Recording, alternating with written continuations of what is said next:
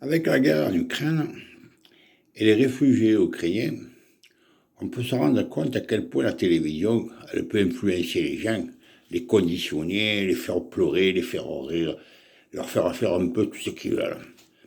Et c'est comme ça d'ailleurs, avec cette formidable appareil qu'est la télévision, que Macron, qui a ruiné la France complètement, qui a fait des choses inimaginablement épouvantables, et va encore être élu. Voilà.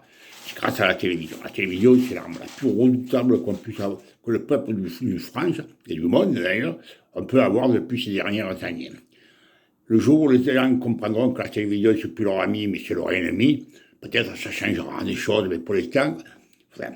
Alors, avec les histoires des réfugiés ukrainiens, c'est une chose admirable. Bon. Ah, il y a une élan de générosité terrible, c'est bien ça, mais c'est très très bien.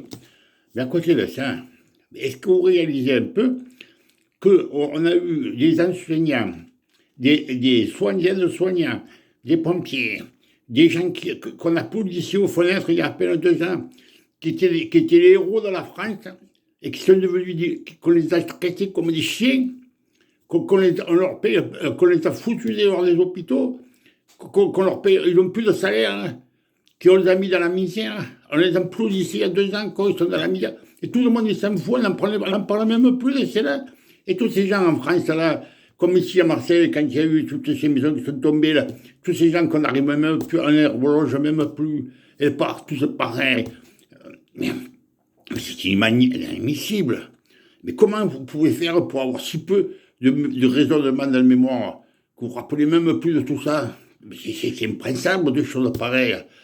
Voilà. Alors, moi, quand je vois tout ça, excusez-moi, mais j'ai triste, parce que c'est des gens qu'on applaudit sur fenêtre et que d'un coup ils deviennent des chiens, qu'on les traite comme des chiens sans que personne n'y bouge, aucun syndicat, aucun parti politique, aucun syndicat. Mais qu'est-ce que c'est que cette France pourrie qu'on est à l'heure actuelle?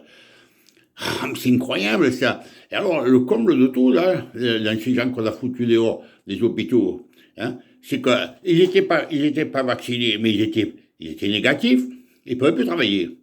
Après, il y en a d'autres qui se sont fait vacciner, donc et qui ont attrapé le Covid, alors eux, ils peuvent travailler. Ils ont le Covid, ils peuvent travailler, et les autres qui sont négatifs, ils peuvent pas. Mais c'est inconcevable, des choses pareilles.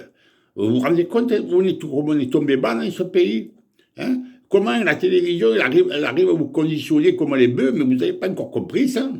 Et c'est impensable, les choses pareilles. Mais arrêtez de la regarder, cette saloperie de machine. Là. Moi, ça fait 1 an et demi que je ne regarde plus les informations pratiquement. Bon, je me tiens beaucoup au courant des trucs, parce que je ne suis pas un âne quand même, hein, bon. Ben, enfin, quand même. Ah, vous vous rendez compte un peu? On ne parle plus que de l'Ukraine maintenant. On dirait qu'il n'y a plus de Covid, il n'y en a plus. Après, mais on prépare